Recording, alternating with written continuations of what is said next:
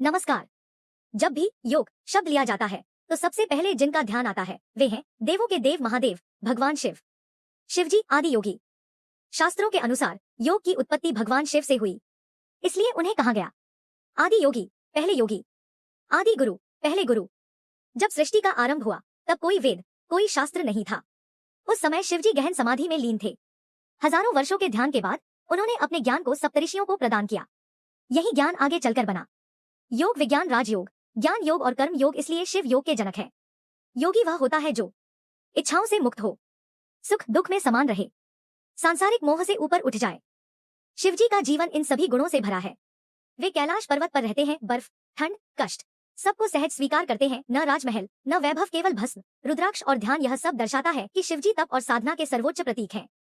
शिवजी पद्मासन में बैठे, आंखें अर्धनिमीलित, रीढ़ सीधी, सांस नियंत्रित।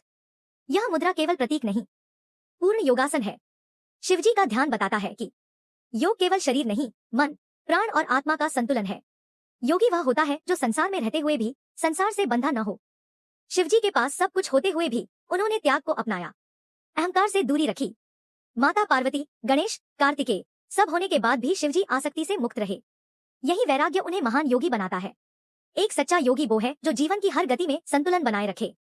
शिवजी लाखों वर्षों तक समाधि में रहे। समाधि वह अवस्था है जहां आत्मा और ब्रह्मा एक हो जाते हैं।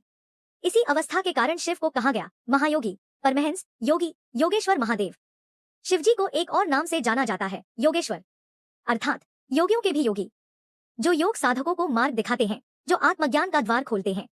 तो जब हम कहते हैं शिवजी योगी है तो इसका अर्थ केवल इतना नहीं कि वे ध्यान करते हैं। वे योग के जन्मदाता हैं। वे तप, वैराग्य और समाधि के प्रतीक हैं। वे शरीर, मन और आत्मा के पूर्ण संतुलन का स्वरूप है। इसीलिए शिव को कहा जाता है आदि योगी महादेव। जो शिव को समझ गया वह योग को समझ गया, और जिसने योग को समझ लिया उसने जीवन का सत्य पा लिया।